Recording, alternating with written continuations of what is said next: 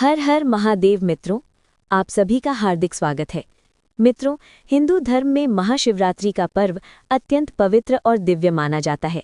मान्यता है कि इसी पावन रात्रि में देवों के देव महादेव और माता पार्वती का दिव्य मिलन हुआ था।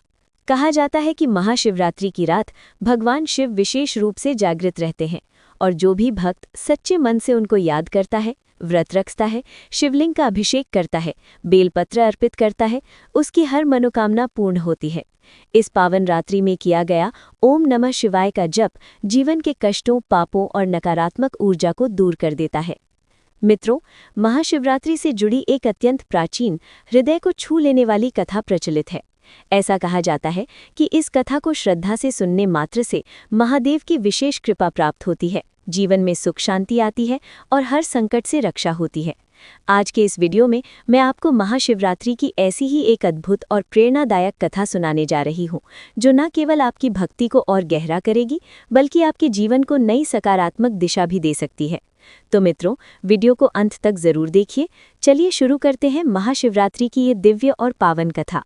बहुत समय पहले की बात है। एक घने जंगल के पास स्थित छोटे से गांव में चित्रभानु नाम का एक शिकारी रहता था। चित्रभानु रोज जंगल में जानवरों का शिकार करके अपना गुजारा करता और अपने परिवार का पेट पालता था। वो अत्यंत निर्धन था, फिर भी मेहनत और ईमानदारी से जीवन बिता रहा था। लेकिन एक समय ऐसा आया कि उसे अपने परिवार की ज़रूरतों को पूरा करने के लिए एक महाजन यानी साहूकार से ऋण लेना पड़ा। समय बीतने पर भी जब वो ऋण नहीं चुका पाया तो वो साहूकार क्रोधित हो उठा। एक दिन सुबह सुबह ही वो साहूकार चित्रभानु के घर आ धमका। चेहरे पर क्रोध का लाल रंग और ललाट पर तेज बल पड़ रहे थे। साहूकार ने कड़क स्वर में पुकारा, चित्रभानु, कहाँ हो तुम? बाहर निकलो। उसके हाथ में लाठी थी और आवाज सुनकर चित्रभानु घबराकर अपनी झोपड़ी से बाहर निकला। उसने सिर झुकाकर विनम्र स्वर में पूछा, सेठ जी, इतनी सुबह कैसे आना हुआ? साहूकार ने आंखें तरेर कर कहा, मुझसे यूं अनजान मत बनो। तुम्हें भली भांति पता है कि मैं अपना उधार वसूलने आया हूं। महीनों बीत गए और तुमने अब तक एक पैसा नहीं चुकाया। आज मैं हिसाब चुकता किए बिना नहीं जाऊंगा। चित्रभानु की पत्नी और बच्चे अंदर सहमे हुए सब सुन रहे थे। चित्रभानु ने दोनों हाथ जोड़कर याचना की, सेठ जी, कृपा करके मुझे थोड़ा और समय दें। मैं अवश्य आपका कर्ज चुका दूंगा। हालात कुछ ऐसे बन गए कि मैं समय पर रुपए नहीं जुटा पाया, पर मैं भागा नहीं हूँ, आपसे छिपा नहीं हूँ। कृपया इतनी दया करें, बस कुछ दिन और। साहूकार उसकी बात बीच में काटते हुए गरजा, बस अब और बहाने नहीं। तुम्हारी मीठी बातों में मैं नहीं आने वाला। आज तक मैंने इंतजार किया, अब नहीं। अगर अभी पैसे नहीं दे सकते तो चलो मेरे साथ। ये कहकर क्रोध में तमतमाते हुए साहूकार ने चित्रभानु का बाँह पकड़ा और घसीटते हुए उसे ले चला। चित्रभानु डर के मारे प्रतिरोध नहीं कर सका। साहूकार उसे गांव के शिव मंदिर के पीछे बने एक पुराने कोठार यानी मठ में ले गया और वहां एक खंभे से बांध दिया। चित्रभानु हक्का बक्का रह गया। चारों ओर अंधेरा था और कोठार में मिट्टी और धूल के सिवा कुछ न था। साहूकार ने चेतावनी भरे स्वर में कहा, मैं तुझे सुबह तक यहीं बंद रखूंगा। कल सुबह तक सारा पैसा चुका देना, वरना अंजाम बुरा होगा। याद रखना, अगर भागने की कोशिश की तो अंजाम बहुत खराब होगा। इतना कहकर साहूकार ने दरवाज़ा बाहर से बंद कर दिया और ताला जड़ दिया। कुछ पल तक चित्रभानु को विश्वास नहीं हुआ कि उसके साथ ऐसा हो चुका है। वो अंधेरे कोठार में बंधा हुआ अकेला खड़ा था। मन ही मन वो सोचने लगा कि इस मुसीबत से कैसे निकला जाए। सुबह तक कैद रहने का अर्थ था कि वो उस दिन शिकार पर भी नहीं जा सकेगा और खाली हाथ घर लौटने पर उसके परिवार का क्या होगा। चिंताएं उसके मन में उमड़ने घुमड़ने लगीं। धीरे धीरे सुबह से दोपहर और फिर शाम होने को आई। उस दिन संयोग से महाशिवरात्रि का पावन पर्व था। चित्रभानु जिस कोठार में बंद था, उसके पास ही शिव मंदिर में पूजा अर्चना चल रही थी। वो भीतर बंधा बंधा मंदिर से आती घंटियों और मंत्रोच्चार की आवाज़ें सुनता रहा। भक्तजन भगवान शिव की आराधना में लीन थे। शिव पुराण से शिवरात्रि की व्रत कथा सुनाई जा रही थी। बांध कर रखे गए शिकारी के पास और कोई कार्य या उपाय नहीं था, तो वो भी चुपचाप कान लगाए उस कथा को सुनने लगा। कथा में भगवान शिव की महिमा और शिवरात्रि के व्रत का महत्व बताया जा रहा था। चित्रभानु भूखा प्यासा होने के कारण शारीरिक रूप से निर्बल महसूस कर रहा था, परंतु उस कथा को सुनते सुनते उसके मन को कुछ शांति मिली। क्षण भर को वो अपनी समस्या भूलकर भगवान शिव की कथा में डूब सा गया। शाम ढलते ढलते पूजा समाप्त हुई। अंधेरा घिरने लगा था जब साहूकार फिर मंदिर के पीछे आया। उसने कोठार का दरवाज़ा खोलकर चित्रभानु को बाहर निकाला। सारा दिन बिला अंजल के बीत जाने के कारण चित्रभानु की दशा कमज़ोर थी। वो लड़खड़ाते कदमों से बाहर आया। साहूकार ने कठोर आवाज में कहा, तुम्हारा भाग्य अच्छा है कि आज की रात तुम्हें आजाद कर रहा हूं, लेकिन याद रखना कल सुबह तक मेरा सारा धन वापस मिल जाना चाहिए, नहीं तो तुम्हारी खैर नहीं। चित्रभानु ने थके स्वर में कहा, मैं प्रयत्न करूंगा सेठ जी, आपका पैसा कल लौटा दूंगा। साहूकार ने बिना कोई जवाब दिए एक तिरस्कार भरी नजर उससे फेर ली और अपनी राह चला गया। कुछ ही देर में अंधेरा पूरी तरह छा गया था। मंदिर के प्रांगण में दिए टिमटिमा रहे थे और आसपास सन्नाटा पसर चुका था। उस सुनसान गोधूली बेला में चित्रभानु अकेला खड़ा था, भूख से पेट में ऐंठन और मन में असमंजस कि अब क्या किया जाए। उसने सोचा, घर खाली हाथ कैसे जाऊं? बच्चे सुबह से भूखे होंगे, अगर हाथ में कुछ भी न ले गया तो परिवार को निराशा होगी और पेट की आग कैसे शांत होगी। अपने दुर्भाग्य पर एक गहरी सांस भरकर चित्रभानु ने निश्चय किया कि वो तुरंत शिकार की तलाश में फिर जंगल का रुख करेगा। रात भर मेहनत करके यदि कोई जानवर हाथ लग गया तो कम से कम बच्चों के लिए भोजन का प्रबंध हो जाएगा और शायद कुछ बेचकर साहूकार का थोड़ा कर्ज भी उतार सके। इस आशा में वो लड़खड़ाते कदमों से जंगल की ओर चल पड़ा। चित्रभानु जंगल में काफी भीतर तक चला गया। रात गहरी होती जा रही थी, आकाश में तारे टिमटिमा रहे थे, पर चांद अभी निकला नहीं था, जिससे चारों ओर घोर अंधेरा छाया था। जंगल की पगडंडी पर वो सावधानी से कदम बढ़ाता हुआ घनी पेड़ों के बीच आगे बढ़ता गया। आसपास झिंगुरों की आवाज और कभी कभार उल्लू के पुकारने की ध्वनि सुनाई देती थी। दूर कहीं सियारों के हुआ हुआ की गूंज वातावरण को और भयावह बना रही थी। भूखा प्यासा चित्रभानु मन में भगवान का नाम लेता हुआ हिम्मत बनाए जंगल में बढ़ता जा रहा था। कुछ दूर चलने पर पेड़ों के बीच से उसे चांद की हल्की रोशनी जमीन पर पड़ती दिखाई दी। थोड़ी देर में वो एक छोटे तालाब के किनारे पहुंचा। जंगल के बीच ये तालाब एक खुली जगह पर था, जहां पेड़ों की छाया कम थी और चांदनी फैली हुई थी। चित्रभानु को अनुमान हुआ कि प्यासे जानवर पानी पीने जरूर यहाँ आएंगे। शिकार के इंतजार में रात बिताने के लिए इससे बेहतर जगह और कोई नहीं हो सकती थी। उसने चारों ओर निगाह दौड़ाई। तालाब का पानी चांद की रोशनी में चमक रहा था। रात गहरी शांत थी, सिर्फ मेंढकों के टर्राने और कभी किसी दूरस्थ जानवर की आवाज सुनाई दे रही थी। ठंडी हवा के झोंकों से बेल के पत्ते सरसराहट भरी धुन पैदा कर रहे थे। चित्रभानु की आंखें अंधेरे में अभ्यस्त हो चली थीं। पेड़ की ऊंचाई से वो तालाब के किनारे दूर तक देख सकता था। उसने मन ही मन सोचा, कुछ ही देर में कोई न कोई जानवर पानी पीने जरूर आएगा, मुझे चौकन्ना रहना होगा। शिकारी अब तक बेहद थक चुका था, पर पेट की आग ने उसे जागृत रखा था। जैसे जैसे रात बढ़ रही थी, उसकी पलकों पर नींद का बोझ भी बढ़ने लगा। गिरने के डर से वो पूरी कोशिश कर रहा था कि सो न जाए। खुद को जगाए रखने के लिए वो कभी अपनी जांघों पर चपत लगाता तो कभी पास की टहनी से पत्तियां तोड़कर चबाने की कोशिश करता और फिर नीचे फेंक देता।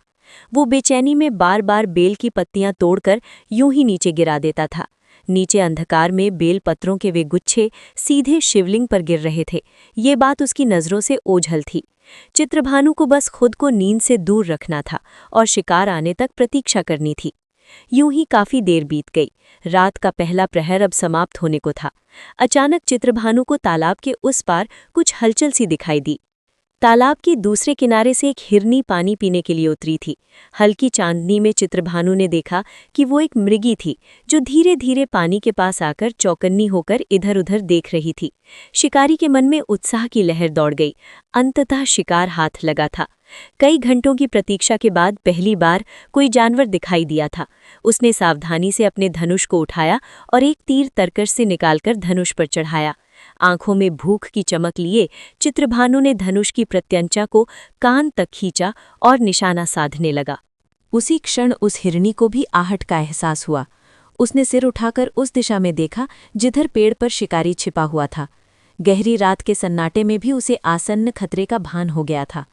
मरती क्या न करती, जान बचाने के लिए उस हिरनी ने मनुष्य की भाषा में ही पुकार लगाई, हे शिकारी, मुझे मत मारो। चित्रभानु चौंक पड़ा। हिरनी मानो मनुष्य की भांति बोल रही थी। अगले ही पल हिरनी की करुण वाणी फिर सुनाई दी, मैं गर्भवती हूँ, शीघ्र ही मेरे पेट से एक नन्हा शिशु जन्मेने वाला है। यदि तुमने इस समय मुझे मार दिया तो मेरे साथ मेरे गर्भ में पल रहे मेरे बच्चे की भी हत्या हो जाएगी। 2 निर्दोष जीव एक साथ मारे जाएंगे। क्या तुम्हारा हृदय ऐसा पाप करने देगा? हिरणी की आंखों में अपने अजन्मे बच्चे के लिए ममता के आंसू चमक उठे। वो बोली, तुम तो शिकारी हो, जीवन लेना तुम्हारा काम है, पर एक माँ के वात्सल्य पर दया करके इस समय मुझे छोड़ दो। मैं वादा करती हूँ कि बच्चे को जन्म देकर शीघ्र ही स्वयं को तुम्हारे सामने प्रस्तुत कर दूंगी। तब चाहो तो मुझे मार डालना, मैं विरोध नहीं करूंगी, लेकिन अभी के क्षण मुझे जीवन दान दे दो। इतना कहकर वो निरीह हिरनी चित्रभानु की ओर निहारने लगी। उस अबला जानवर की मार्मिक वाणी सुनकर चित्रभानु के खिंचे हुए तीर सहित हाथ एकदम कांप उठे। उसकी उंगलियों की पकड़ ढीली पड़ गई और उसने धीरे से धनुष की प्रत्यंचा को छोड़ दिया। तीर वापस तरकश में रख दिया। एक पल के लिए उसका हृदय भी द्रवित हो उठा। उसे एहसास हुआ कि हिरणी सत्य कह रही थी। इस समय उसे मारना वास्तव में क्रूरता होती। शिकार की आस में भूखे शिकारी ने भले ही पूरा दिन बिताया था, लेकिन 2 जीवों की हत्या करने का पाप वो भी नहीं करना चाहता था। हिरणी आश्चर्य और कृतज्ञता से ये दृश्य देख रही थी। शिकारी ने गहरी सांस लेते हुए पेड़ से नीचे झांककर नरम स्वर में कहा, ठीक है, मैं तुम्हें जाने देता हूँ। तुम्हारे भीतर पल रहे जीवन की खातिर अभी तुम्हें नहीं मारूंगा, लेकिन अपना वादा मत भूलना, बच्चे को जन्म देकर लौट आना, नहीं तो मैं तुम्हें ढूंढ निकालूंगा। हिरनी ने सिर झुकाकर मानो धन्यवाद दिया और बोली, मैं प्रतिज्ञा करती हूँ कि बच्चा होते ही मैं स्वयं तुम्हारे पास आ जाऊंगी। भगवान आपको उसका फल देंगे। इतना कहते ही वो तेजी से मुड़ी और अंधेरे जंगल में लुप्त हो गई। चित्रभानु कुछ देर तक आवाक सा उसी दिशा में देखता रहा। उसके पेट में भूख अभी भी करवटें ले रही थी, पर हिरनी को जीवदान देकर उसके मन में एक अजीब सा संतोष भी था। उसने मन को समझाया कि शायद हिरनी सचमुच लौट आएगी, तब एक नहीं 2 जीवन उसके हाथ लगेंगे। स्वयं को ये तर्क देकर वो वापस उसी मोटी डाल पर संभल कर बैठ गया। पेड़ पर चढ़ते समय फिर कुछ पत्तियां टूटी और नीचे गिरी। नीचे शिवलिंग पर एक के बाद एक बेलपत्र गिरते रहे, मानो स्वयं भक्ति भाव से अर्पित किए जा रहे हों। लेकिन शिकारी का ध्यान अब भी इस ओर नहीं था। रात के उस पहले पहर का अंत हो चुका था। चित्रभानु ने लंबी सांस ली और खुद को फिर चौकन्ना किया। अभी पूरी रात बाकी थी और उसे उम्मीद थी कि कोई दूसरा जानवर पानी पीने अवश्य आएगा। कुछ समय बीता। चित्रभानु पेड़ पर ऊँघते हुए फिर सतर्क हो गया। जब आधी रात के लगभग फिर से पास की झाड़ियों में खड़खड़ाहट हुई, उसने तुरंत अपनी इंद्रियां चौकस कर लीं और नीचे झांककर देखने लगा। इस बार एक और हिरनी तालाब की ओर आती दिखी। वो संभवतः जवान मृगी थी जो इधर उधर सूंघती हुई पानी पीने उतरी। चित्रभानु का दिल फिर तेजी से धड़कने लगा। उसने मन ही मन सोचा, भगवान का शुक्र है, एक और शिकार आया है, इस बार गलती नहीं करूंगा। पहली हिरनी के वादे पर भरोसा करके उसे छोड़ना चित्रभानु को अब गलती लगने लगा था। उसे अपना खाली पेट याद आया और अपने घर पर भूखे बच्चों के चेहरे भी मन में कौंध गए। उसने धीरे से धनुष उठाया और नया तीर चढ़ाकर निशाना साधा। आंखें अंधेरे में लक्ष्य पर जम गई और उंगली तरकश पर रखी तीर को छोड़ने ही वाली थी कि तभी नीचे से एक कोमल आवाज फिर सुनाई दी, हे शिकारी, कृपा करके इस बार भी अपना तीर रोको। अचानक उस दूसरी हिरणी ने भी मनुष्य स्वर में पुकार लगाई। चित्रभानु ने चौंक कर धनुष थामे थामे उस हिरणी की बात सुनी। हिरणी की आंखों में विनम्र याचना थी। वो बोली, मैं अभी अभी ऋतुधम यानी मासिक चक्र से निवृत्त हुई हूँ। मैं काम व्याकुल विरहिणी हूँ। अपने प्रियतम यानी पति से मिलने को आतुर हूँ। मैं उसके मिलने की खोज में भटक रही थी कि प्यास लगने पर यहाँ पानी पीने आ गई। हे शिकारी, अपने प्रिय से मिले बिना मैं अधूरी हूँ। कृपया मुझे थोड़ी देर के लिए जीवन दान दो। मैं अपने प्रिय से मिलकर शीघ्र ही तुम्हारे पास लौट आऊंगी। एक स्त्री के मन की व्यथा समझो। जिस प्रकार तुम अपने परिवार से प्रेम करते हो, मैं भी अपने जीवन साथी से उतना ही प्रेम करती हूँ। दूसरी हिरनी की वाणी भी अत्यंत विनीत और मार्मिक थी। चित्रभानु का हाथ एक बार फिर थम गया। उसके माथे पर शिकन पड़ गई। वो मन ही मन झुंझलाया, ये क्या माजरा है। आज जैसे जंगल के हर पशु को इंसानों की बोली बोलनी आ गई है और हर कोई मुझसे जीवन की भीख मांग रहा है।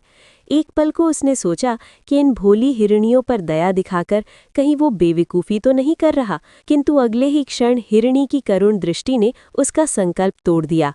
पहली हिरणी की तरह ये भी वचन दे रही है, क्या पता ये भी लौट आए। थोड़ी ऊहापोह के बाद अंततः शिकारी ने भारी मन से फिर से धनुष ढीला कर लिया। उसने कुछ कड़क स्वर में नीचे पुकार कर कहा, जाओ, तुम्हें भी थोड़ी मोहलत देता हूँ, जाकर मिलाओ अपने प्रिय से, लेकिन याद रखना वापस जरूर आना होगा। अगर वापस नहीं लौटी तो मैं तुम्हें ढूंढ कर मार गिराऊंगा। हिरणी ने राहत की सांस लेते हुए सिर झुकाया और बोली, मैं अवश्य लौटूंगी, ये वचन है। आपका उपकार जीवन भर नहीं भूलूंगी। इतना कहकर वो मृगी पलटकर घने वन के अंधकार में ओझल हो गई। दूसरी हिरनी के जाते ही चित्रभानु ने क्षोभ से भरकर पेड़ की डाली पर हाथ मारा। वो बड़बड़ाया, कमबख्त, मैंने फिर एक शिकार छोड़ दिया, मैं कैसा मूर्ख हूँ। क्रोध में उसका पेट और ज्यादा कुलबुलाने लगा।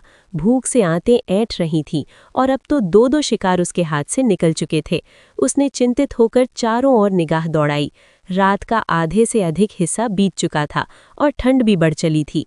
अब चारों ओर घना अंधेरा था और हवा की सिहरन और महसूस होने लगी थी। चित्रभानु ने स्वयं को धिक्कारते हुए मन में ठाना, अगर अगला कोई जानवर दिखा तो अब की बार दिल कठोर कर लूंगा। बार बार भावुक होकर अपने बच्चों को भूखा नहीं रख सकता। उसने थकान और निराशा मिटाने के लिए शरीर को थोड़ा सीधा किया। पेड़ पर हिलने डुलने से फिर कुछ बेलपत्र टूटकर नीचे गिरे और शिवलिंग पर जा टिके। अनजाने में अब तक दूसरे प्रहर की पूजा भी पूर्ण हो चुकी थी। परंतु इन सब धार्मिक महत्व की बातों से अनभिज्ञ चित्रभानु बस अगले शिकार का इंतजार कर रहा था, मन ही मन खुद को कोसते हुए कि उसने 2 अवसर व्यर्थ गंवा दिए। रात का तीसरा प्रहर भी बीतने को आया। चित्रभानु की आंखें शिकार की तलाश में अंधेरे को चीरती इधर उधर दौड़ रही थीं। ठंड काफी बढ़ गई थी और भूख से उसका गला सूख रहा था। वो लगातार चौकन्ना रहने की कोशिश कर रहा था, हालांकि मन में निराशा घर करती जा रही थी। इतने में सहसा उसे फिर कुछ आहट महसूस हुई। इस बार तालाब की ओर एक नहीं बल्कि कई आकृतियां बढ़ रही थी। चित्रभानु तुरंत सतर्क हो गया और धड़कते हृदय से देखने लगा। चांदनी अब कुछ तेज थी, जिससे उसने साफ देखा कि एक हिरनी अपने 2 छोटे छोटे बच्चों के साथ पानी पीने आ रही है। 2 कोमल हिरन शावक अपनी मां के साथ दुबकते हुए चल रहे थे। बच्चों को देखते ही चित्रभानु के मन में एक क्षण को अपने घर पर सोए अपने बच्चे याद आए, पर अगले ही पल शिकारी का हृदय कठोर हो गया। उसने सोचा, ये अच्छा है, एक नहीं 3-3 शिकार एक साथ, माँ और बच्चे। हालांकि इन नन्हों में ज्यादा मांस नहीं होगा, पर माँ तो अच्छी खुराक देगी। क्रूरता की भावना से इस बार उसने बिल्कुल देर नहीं लगाई। बिजली की तेजी से उसने धनुष उठाया और तीर तैयार कर लिया। हिरनी अपने शावकों को साथ लिए निर्भयता से पानी के किनारे पहुंच गई थी। शायद वो समझ नहीं पा रही थी कि कहीं घातक शिकारी उस पर नजर गड़ाए बैठा है। चित्रभानु ने तीर का निशाना सीधे उस मादा हिरण के हृदय पर साधा और मन ही मन कहा, अब की बार नहीं चूकूंगा। काफी हुआ तरस खाना, मेरे बच्चे भी भूखे हैं, अब मैं अपनी जिम्मेदारी निभाऊंगा। उसका चेहरा कठोर संकल्प से भर उठा। जैसे ही हिरनी और उसके बच्चों ने पानी पीना शुरू किया, चित्रभानु ने कमान तान ली। वो बस तीर छोड़ने ही वाला था कि तभी बच्चों में से एक नन्हा हिरण उछलता कूदता हुआ अपनी माँ से थोड़ा दूर हट गया। उसे किसी खतरे का भान नहीं था। वो चंचलता से यहाँ वहाँ देख रहा था, पर माँ का हृदय सशंकित हो उठा। उसने अपने एक शावक को दूर जाते देखा तो तुरंत पुकारकर उसे वापस बुलाया और अपने पास सटा लिया। शायद उसी क्षण हिरनी ने आसपास किसी अनजानी विपदा की आहट भी महसूस की। उसने चौकन्नी होकर वृक्षों की ओर दृष्टि घुमाई और तभी पेड़ पर छिपे चित्रभानु की स्थिति उसे भांपते देर न लगी। हिरनी ने अपने बच्चों को पीछे करते हुए ऊंची आवाज में कहा, रुको शिकारी, कृपा करके तीर मत चलाओ। चित्रभानु तीर चलाने ही वाला था, पर यह सुनकर फिर ठिठक गया। तीसरी बार किसी जानवर को बोलते सुन वो अविश्वास से भर गया, परंतु अब उसे आश्चर्य कम और क्रोध अधिक था। उसने कठोर स्वर में नीचे जवाब दिया, क्यों न चलाऊं तीर? सामने आए शिकार को छोड़ दूं? मैं ऐसा मूर्ख नहीं हूं। इससे पहले 2 बार अपना शिकार खो चुका हूं और खाली हाथ बैठे बैठे रात निकल गई है। अब और नहीं, मेरे बच्चे घर पर भूख से तड़प रहे होंगे। मुझे हर हाल में कुछ न कुछ लेकर जाना है। हिरणी ने विनीत किंतु दृढ़ स्वर में उत्तर दिया, जैसे तुम्हें अपने बच्चों की चिंता है, वैसी ही मुझे भी अपने इन बच्चों की है। मैं जानती हूँ तुम्हें मेरे पहले आने वाली 2 मृगियों को भी जीवित जाने दिया है। तुम दयालु हो, तुम्हारी भीतर भला हृदय है, नहीं तो तुम अब तक उन्हें मार चुके होते। तुम खुद पिता हो, इसलिए एक माँ का हृदय समझ सकते हो। जरा सोचो, यदि तुम मुझे अभी मार दोगे तो ये मासूम बच्चे अनाथ हो जाएंगे, उनकी रक्षा करने वाला कोई नहीं रहेगा। क्या तुम अपने बच्चों को अनाथ छोड़ सकते हो? नहीं ना? तो फिर इन नन्हे शावकों पर भी दया करो। मैं तुमसे प्रार्थना करती हूँ कि अभी मुझे जाने दो। मैं अपने बच्चों को इनके पिता की संरक्षण में छोड़कर तुरंत लौट आऊंगी। माँ शपथ लेती है। हिरणी का निश्चल विश्वास और साहस देखकर चित्रभानु कुछ क्षण के लिए निरुत्तर हो गया।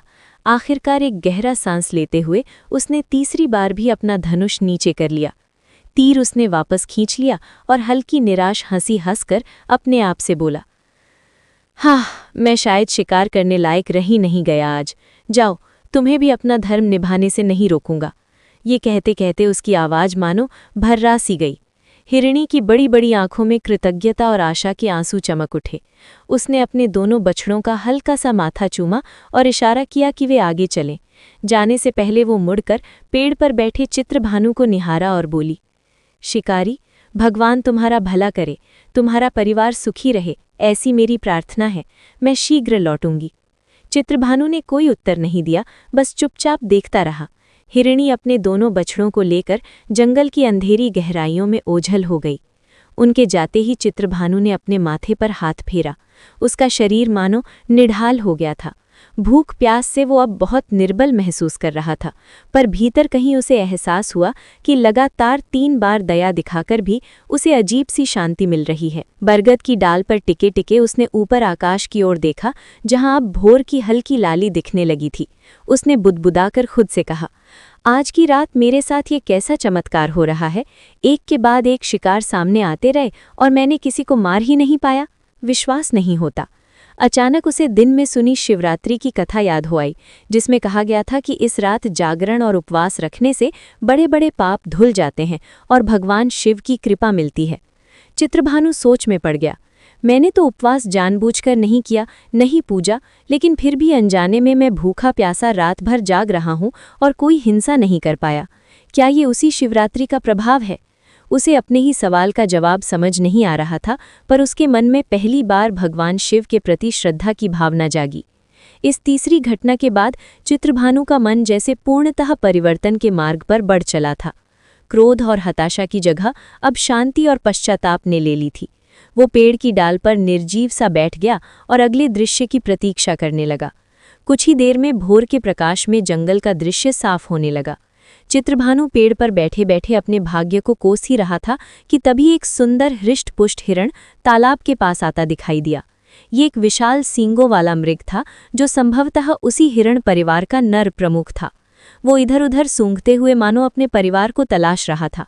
चित्रभानु की निगाह उस पर पड़ी तो एक क्षण को फिर शिकार का विचार जागा। वो आदतन धनुष उठाने लगा, पर इतने घटनाक्रम के बाद उसका मन पूरी तरह टूट चुका था। फिर भी भूख ने पुकारा तो उसने बिना सोचे समझे धनुष कमान उठा ही लिया। लेकिन इससे पहले कि वो निशाना साधता, उस मृग ने शांत किंतु दृढ़ स्वर में उसे संबोधित किया, हे शिकारी, यदि तुमने मुझसे पहले आने वाली मेरी तीनों पत्नी हिरणियों और उनके बच्चों को मार डाला है, तो कृपया मुझे भी अधिक प्रतीक्षा न कराओ। मुझ पर तुरंत तीर चला दो, ताकि मुझे उनके वियोग का दुख एक पल भी न सहना पड़े।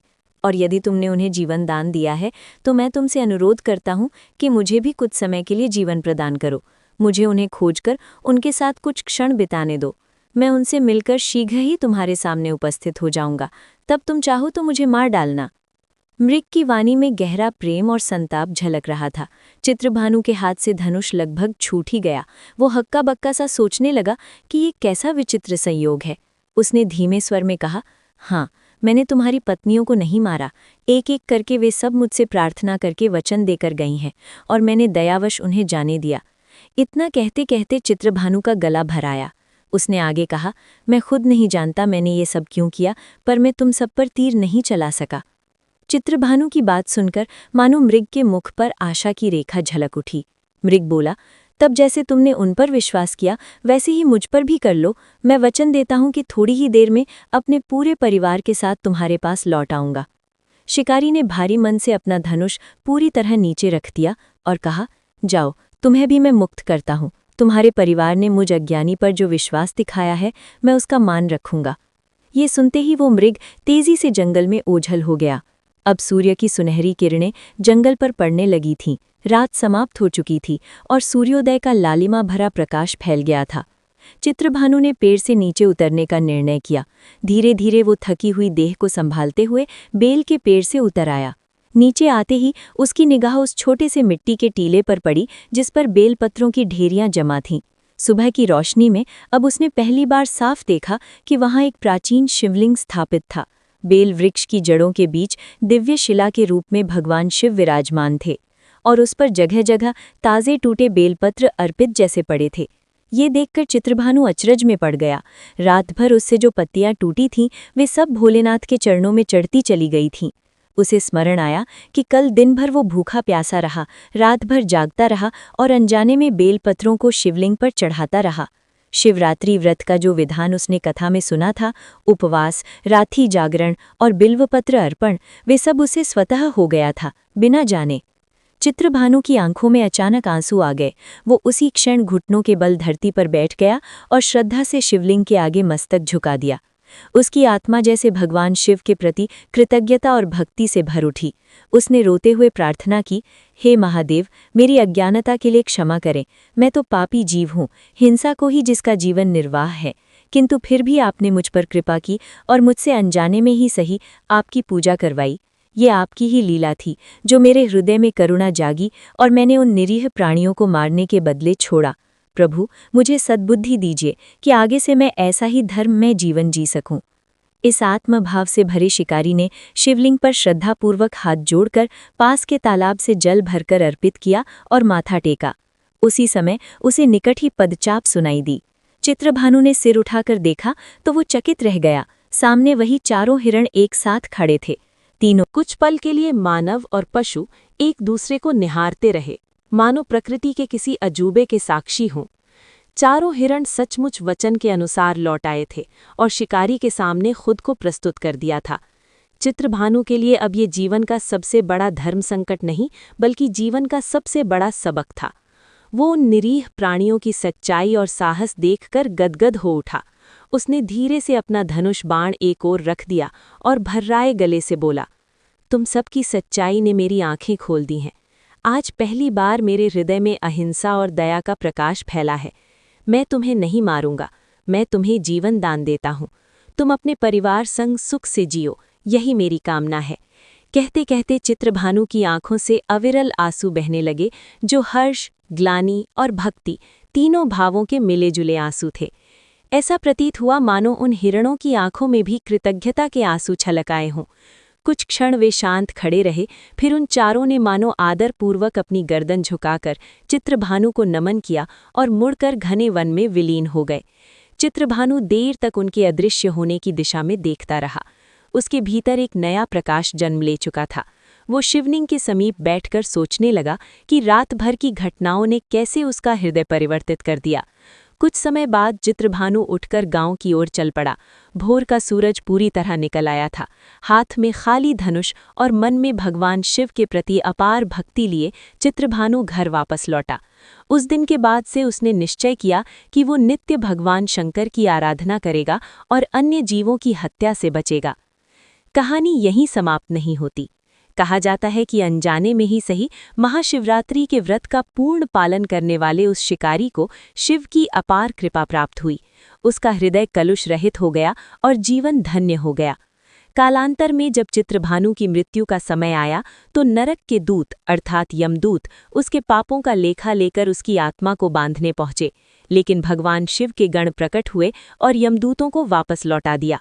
शिवगणों ने भक्त वत्सल भोलेनाथ के आदेश से चित्रभानु की आत्मा को शिवलोक पहुंचा दिया, जहां उसे दिव्य मोक्ष की प्राप्ति हुई।